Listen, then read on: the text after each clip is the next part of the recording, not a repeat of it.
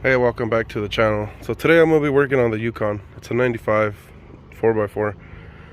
I'm going to be changing the fuel pump to 96 and above. The fuel injection one. This is about 62 pounds, 62 psi. The stock one that the TBIs use is about 12 psi, and it's EP386. But the 381 is a 96 and up. This Yukon here has a Vortec engine in it, Vortec 350, but I'm still running the TBI. And above 2500 RPM, it just runs lean and misfires, and I could tell that it doesn't have enough fuel pressure. So I'm gonna bump that up with that new pump. I do have a spacer.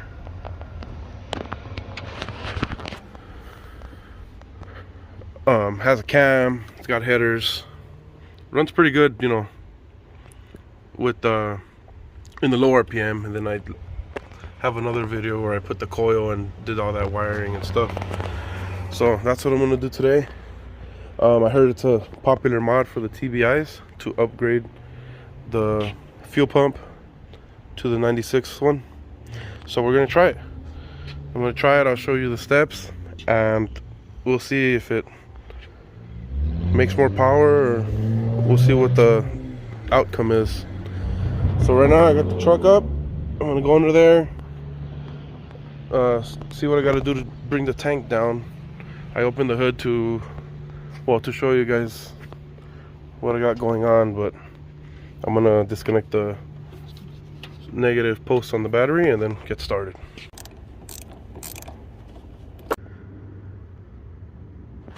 So over here through the back, in the back of the tank, there's these two hoses, the fill hose and the vent with the 5/16. Take these two clamps off and then pull these hoses off. And the tank has these two straps with a bolt on it, right there and right here, and they're 13 millimeters. So I'm going to get the jack and a block of wood, put it right here to hold it, then take those straps off and then lower the tank a little bit so I could see what's going on top, and disconnect anything that's up there before I lower the tank all the way. Well, I got the tank lowered a little bit. This evap line looks real messed up, and I think this is the reason why I was having fuel pressure problems. All these kinks in the line. That's not good. Look at that.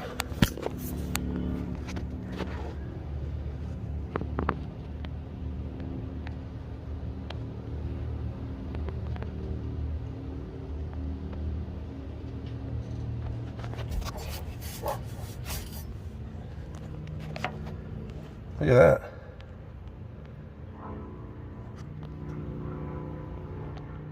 How are you gonna get fuel pressure running through with lines like that? That's stupid. So I'm just gonna cut this off and just lower the tank and then fix it.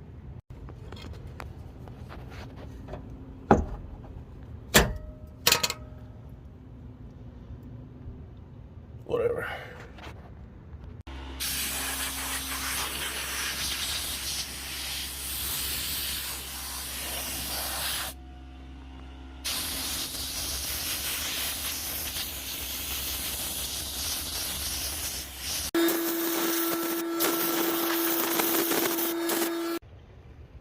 Alright, so to take this off, you just have to spin this lock ring off. So I'm just going to use this punch, hit it with the hammer, and then open this up.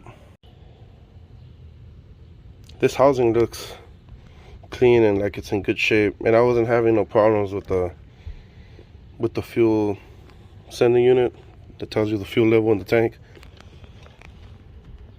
And the tank doesn't look too dirty. If you look back and look at the Impala video, that one was pretty horrible.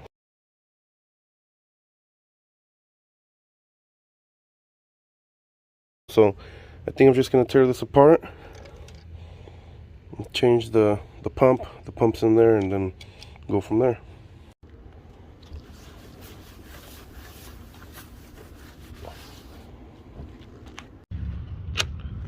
So I'm gonna attempt to open this up here. It's got these clips. I'm gonna take them off with a pick and disassemble this thing. Well, I had planned to just change the pump on here, but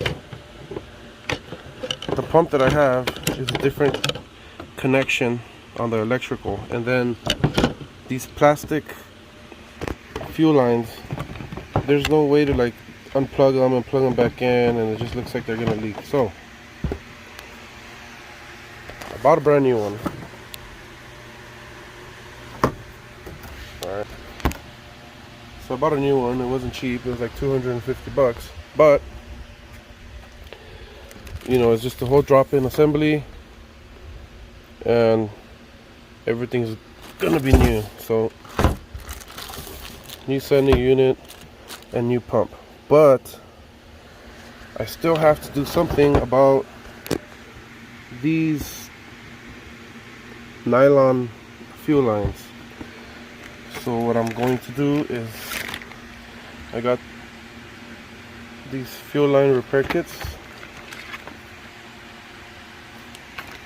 and I'm going to just cut this piece so I could connect this to the pump. Then they come with a barb. Run some fuel injection line on that. It's this one here, and if you decide to do this, make sure you get the proper one. Fuel line hose, this is 5/16, so it's my return, which doesn't have much pressure, and it could still handle 3.4 bars. 1 bar is about 14.5 psi. And then the pressure line, it's 3/8. Fuel injection, this one can handle 6.9 bar, right? So we're good.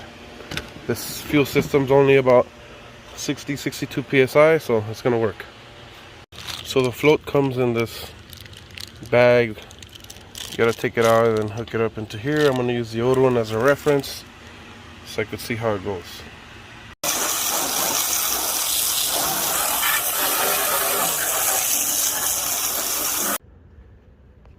So these are the nylon hoses underneath, and you can see how they're all kinked.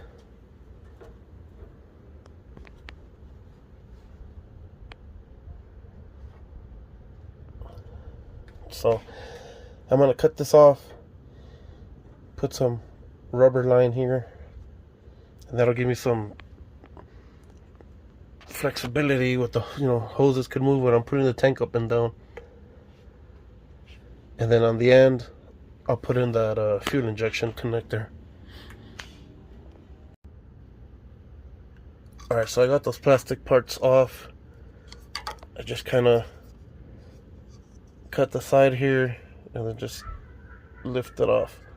You could see where they were kinked like this, and then I'm going to use this new hose. I already measured it and it fits good, so I'm kind of lower it down to like here and put a bunch of clamps, because I don't know if just this little barb right here will hold it from falling off.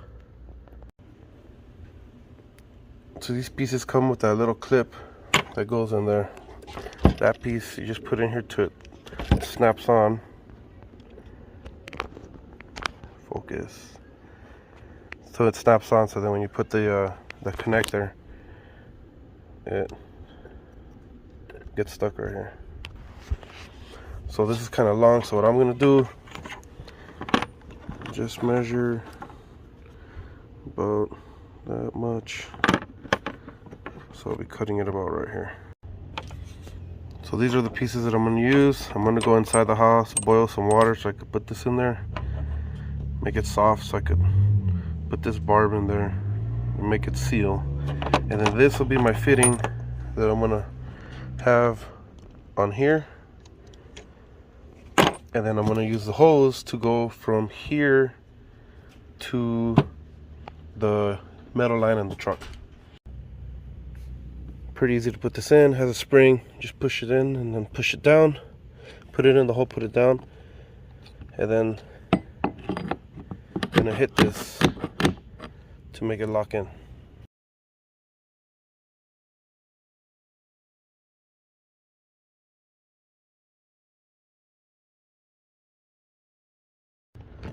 So I squeeze this hose over the barb and even a little bit onto the plastic where I can move it, and you can see it's like stretched. So I'm gonna put some hose clamps here, and this is gonna be my fix. It might be overkill, it might not, but as long as it works and it doesn't leak, it's not a dumb idea if it works, right?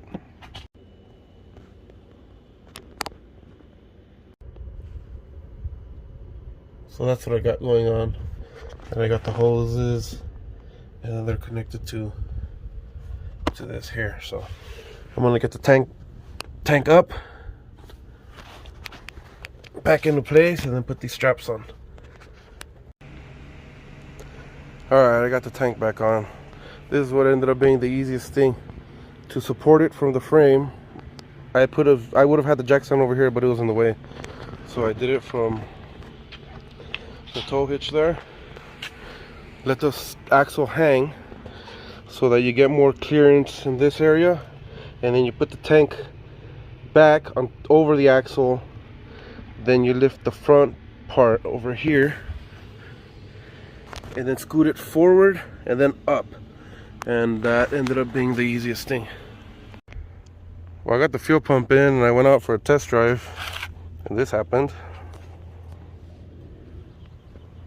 Great.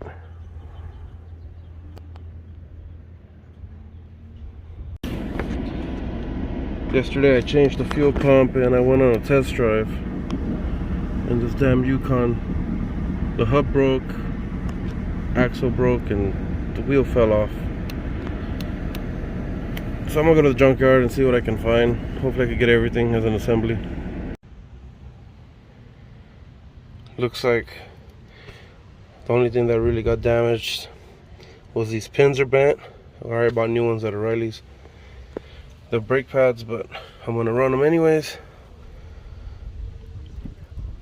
And the hub itself, I picked up the hub at the junkyard. It was like 15 bucks.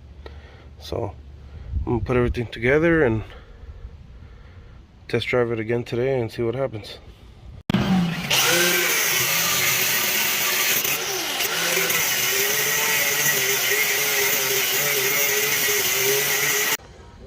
I had put everything together and I forgot I had to take this off because this one has the ABS inside of the hub, not on that ring.